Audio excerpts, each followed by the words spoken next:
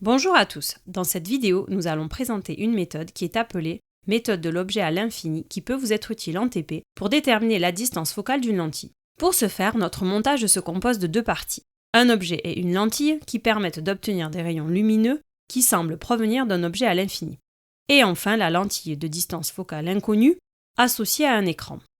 Pour commencer, on rappelle qu'il faudra placer l'objet au niveau du foyer objet F0 de la première lentille. De cette manière, on formera une image à l'infini.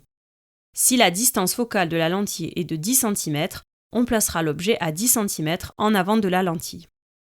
Ensuite, on placera la lentille de distance focale inconnue assez proche de notre première lentille. On rappelle que l'image d'un objet qui est placé à l'infini se forme dans le plan focal image de la lentille. Sur le schéma, on voit bien que l'image se forme au niveau du foyer image F'1 de la lentille. Nous allons déterminer la position de l'écran permettant d'obtenir une image nette. Cela correspond à la position où se forme l'image. Dans cette configuration, si on mesure la distance entre la lentille et l'écran où se forme l'image nette, on obtient la valeur de la distance focale. Ici, imaginons que l'écran est placé à 15 cm de la lentille pour voir l'image parfaitement nette. Cela signifie que la lentille a une distance focale de 15 cm. Voilà, vous savez tout ce qu'il faut pour mettre en œuvre la méthode de l'objet à l'infini. J'espère que cela vous aidera. À bientôt!